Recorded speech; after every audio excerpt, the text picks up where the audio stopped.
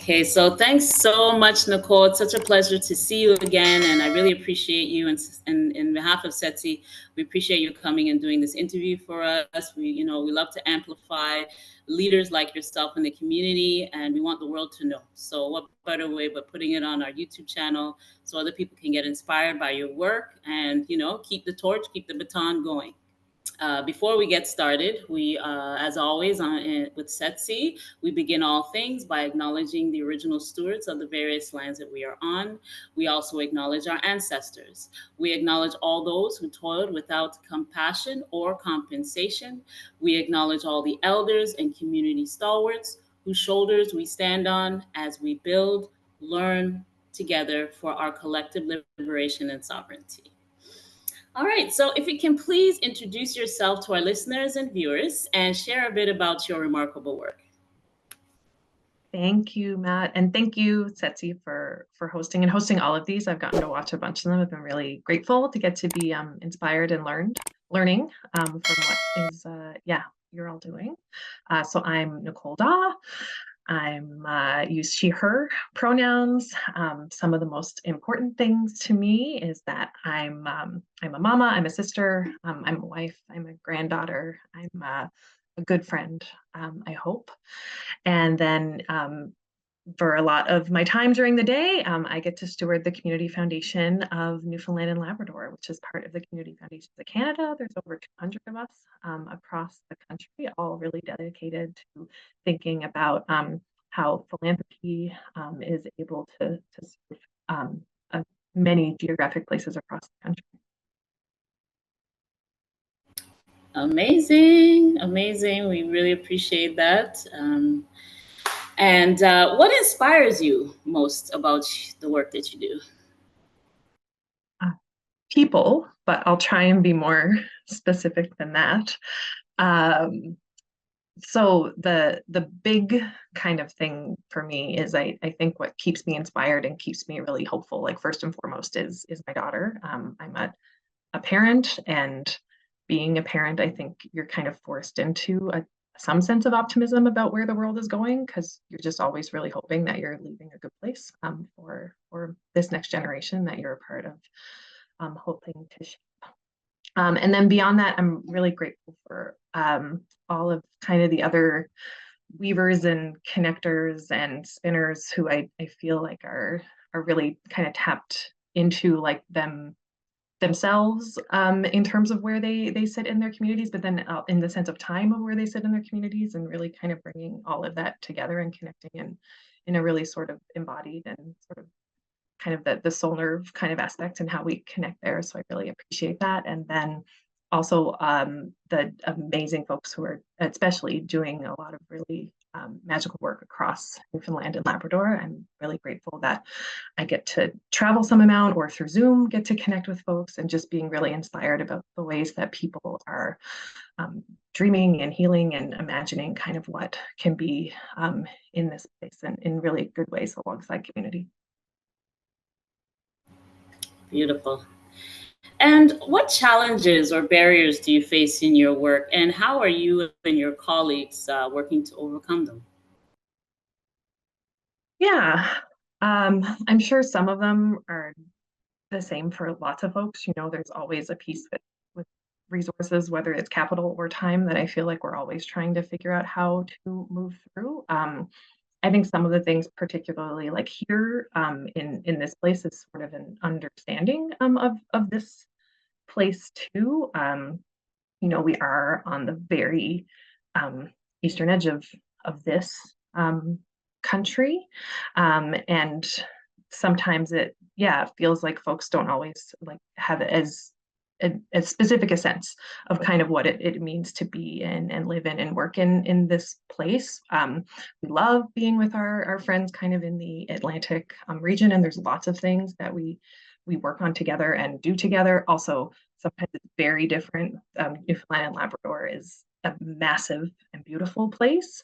That means that there's a lot of uniqueness to it, which is really magical, but the geography and the way that folks are distributed across the place can also be sort of tricky at times. And until I feel like you've been here, it's hard to really get the same sense of that. So I think for both ourselves, in terms of we are a provincial community foundation, which is different than a lot of other community foundations, figuring out how yeah, we hold this amazing geographical place that has so much diversity to it, and also there's challenges in that, particularly for how like current systems are structured. So I think it's a challenge like that we work through, but also something I kind of also offer a lot of times, that we have as much in common sometimes with, you know, our friends in Nova Scotia as we do with folks in the Yukon sometimes, just because we are, even in St. John's, that the population kind of might look similar to another mid-sized city, we're still very far away from anything else kind of in the country. So, and there's a whole bunch of other kind of really unique stories and perspectives that have come out from that, especially from our own relationship with colonialism and imperialism, and how the terms of union happened as the newest Canadian province, and it'll actually be the 75th anniversary of that next year. And I hope we have chances to kind of talk about that more fully, which feel like they haven't quite happened yet. Amazing. It's really about, that unification and coming together, connecting the dots, That's really, especially when you have neighboring towns that are all doing the collective work, it's good to come together and really um, yeah, reach that common goal for sure.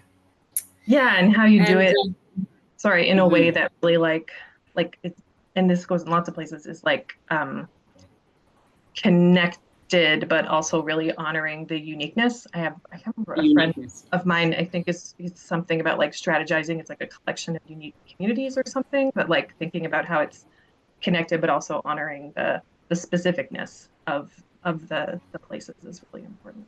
Perfect. I love that. I love that analogy. And do you have a set of key priorities in your work right now? Yeah, so our like big vision is thriving Newfoundland and Labrador communities where everyone belongs. So everything kind of hinges to a degree on that. And how we really contribute to that is with stewarding funds and then connecting diverse people, resources, and ideas towards that big vision. Some of our like important priorities has to do with like really supporting like where there feels like there are bigger needs in the community, both through philanthropy and granting, but then also through we lead NL vital signs in the province with our great partner, the Harris Center. And so figuring out how they're really amplifying particularly underserved and equity deserving communities and their perspectives and what they're needing for moving forward with challenges and opportunities. So in the future, there will be, and Vital Science focuses really broadly on that in terms of food and housing and economic inequality and those sorts of things that we move through. And then figuring out, and this is part of our evolution, is figuring out how does our, the granting and the ways that we raise funds help to really move alongside that, but moving in alongside that always feels like, you know, and I think I actually got this from Victor at one point, that idea of like more people being co-authors in their economies and communities.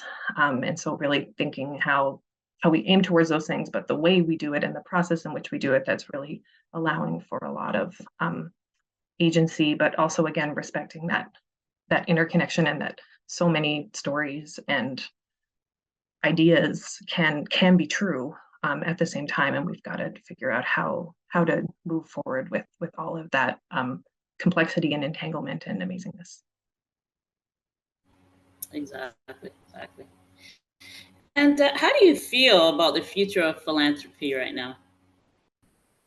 Yeah, um, I mean, I'm come from a line of optimism, so I always bend that way as an individual and in terms of family. So I feel hopeful. Also, I think some of the things I feel hopeful about is the evolution aspect of it. I know ourselves, we're a smaller in the community foundation network. I say that with a lot of I say that lightly, only because we still steward, over $2 million in funds, which is still an immense privilege to move through. And I think there's something really amazing about there's lots of us who are all kinds of sizes, and I think thinking about how, again, we're really allowing philanthropy to be another way that people are able to be those co-authors in their communities and their economies, and in a more fulsome way in terms of how we raise funds, how we steward funds, how we are good connectors of knowledge, all of those sorts of pieces. So I'm really appreciative of, yeah, the evolution that it feels like we're moving through, and I know we get to be a part of some of that, those learning groups with CFC and other peers. So I'm enjoying those conversations and keeping hopeful that we're not going to stop sort of at an iterative version of that, but that we're really going to see what's the transformative sort of version of how we use money in the best way to serve community. And that will probably mean some evolution of philanthropy in terms of not having that segmentedness of how money works in our society. Very nice. I've always heard the terminology like currency is actually current. It's energy, and we got to remember that. And when we use that analogy, it kind of helps to make things you can understand things more, especially when you're doing that philanthropy work. It's energy. When you transform or transfer that energy from one person to the other for social, the social equity, social finance solution, and creating a better world, by utilizing this currency. Yeah, exactly. Yes. Well, I'm hopeful of like the ways we can be inspired by where we've come or by where other people have come. There's lots of different ways that philanthropy as a word has sort of been structured in our own communities in different times, in other communities now and in different times. And yeah, just having a more expansive imagination about the right ways to sort of facilitate that currency, that feel like they fit that time and place and people, and yeah. Hmm.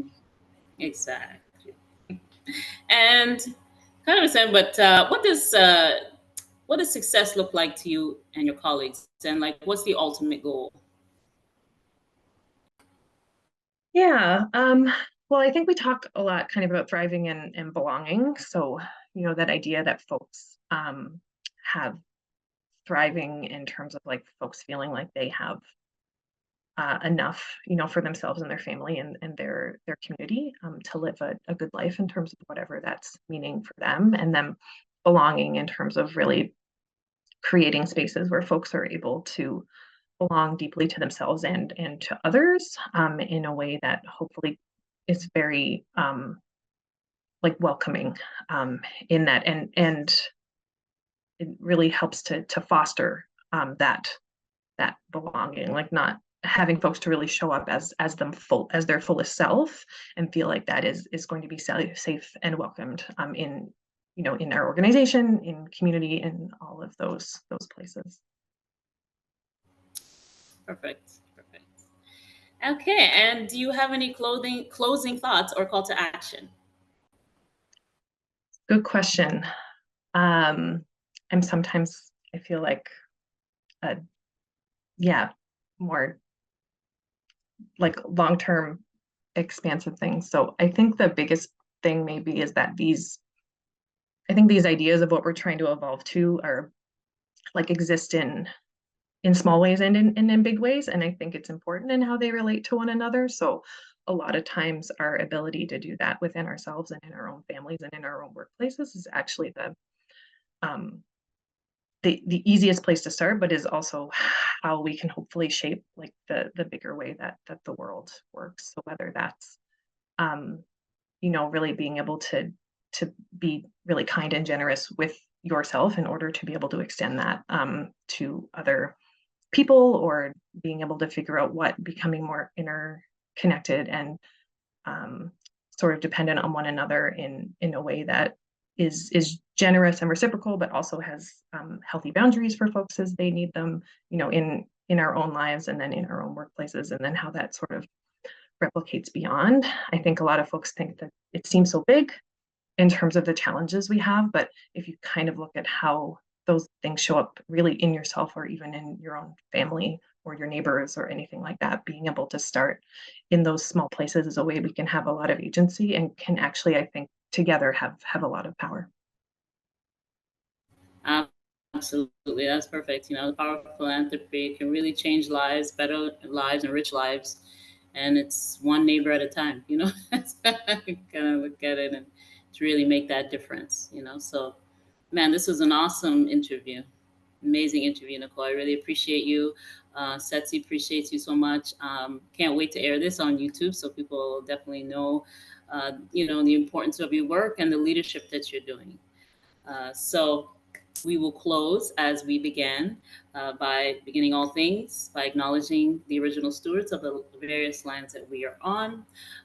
We also acknowledge our ancestors. We acknowledge all those who toiled without compassion or compensation.